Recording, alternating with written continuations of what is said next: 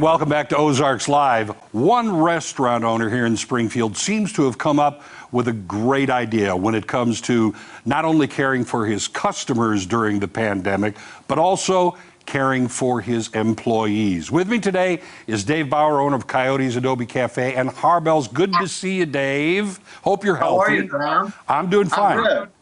Very good. Doing all right myself. All right, first, I want to talk, have you talk to us about what you saw developing, and when you saw this developing, what was your immediate plan of action?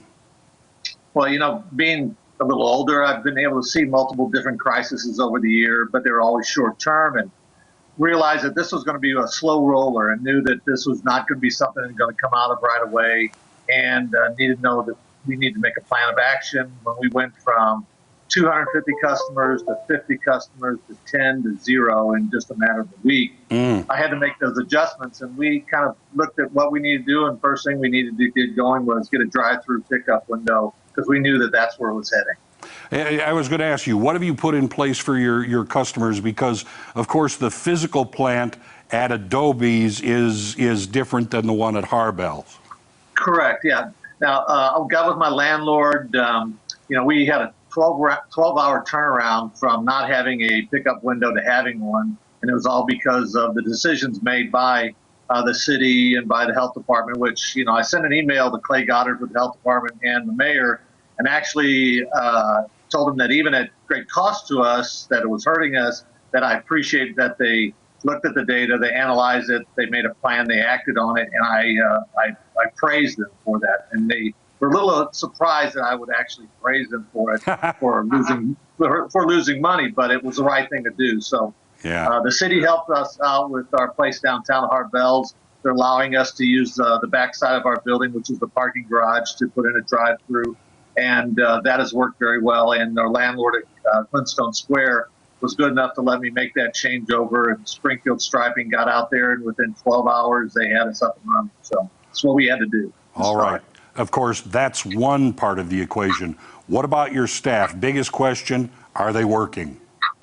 Well, our staff is working. They've never not worked. We made a decision in the very beginning that we weren't just going to send our employees home. I knew that, not that I've ever collected unemployment, but I know it took time to get those things, and with the mass numbers of unemployment that was getting ready to happen, that we decided to keep all the staff working.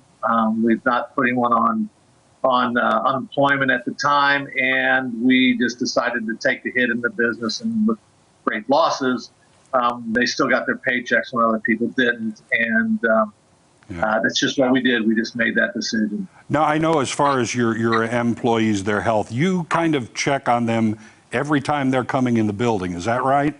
Correct.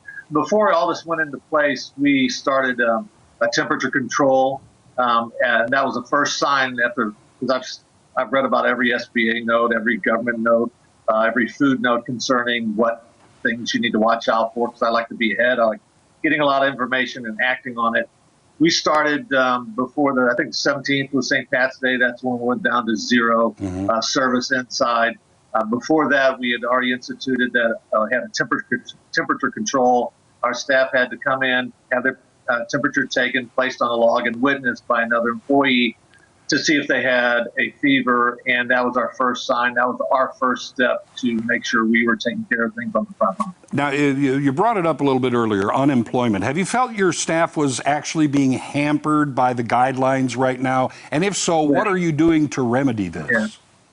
Well, what I've known from the very beginning when I started this, I knew that sometimes when you go in and you think you're doing the right thing, which I was, by keeping people employed and working 35, 40 hours a week, and you're making a certain amount of money, that it's going to come up and bite me. And I knew it was, because by working them full time, that kept them from collecting the extra $600, it's not really stimulus, the $600 check that the other people that are just sitting at home are collecting, and they're, say, average, maybe they might make $400 a week. Well, the other people sitting at home are making $700 and $800 a week, and I knew that that was going to be an issue. So what's your remedy? So we started a shared work program. We didn't lay anyone off. We reduced the hours of each person down to was a manageable level. and kept them below what their number is required by the Division of Employment Security, and find out what their totals they would get if they did file unemployment. And according to the new law, what was written, and I've read about everything you can think of that came out on it, if they earn $1 of unemployment, they get the $600. Mm-hmm. So by me working my people and paying them, and they were dedicated and hardworking people, and they came to work, I cost them $500 to $600 a week. So we created the shared work program, and that was we keep everybody at the minimal hours they need to be. I might even have to hire some more people part-time to keep it in that, and that way they can get their full amount through what I pay them, a very minute portion from the state of Missouri, and they get the $600 on top. That way, I'm keeping them working, keeping them in motion, and I'm not creating people that just want to go sit on the couch and not do anything. And I know it's not a giveaway. You're requiring community service from all of them. That's right. Cut your neighbor's lawn, whatever it might be.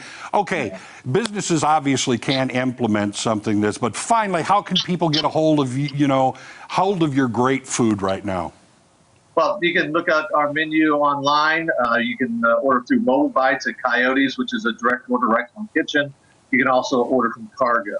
And if anyone has any questions about that, they're welcome to email me. Because when this does come back, the people are not going to want to leave and get back to work because they're going to end up losing money. So there's ways that you can do that. You can start that shared work program, get them in there, go ahead and get them in there now. Get those guys that are working 40 hours a week that's costing them $600 by being dedicated down to where it's a manageable level, and start bringing some people back to work. Okay, Dave Bauer, thank you so much for being with us today. Good health to you and your staff as well.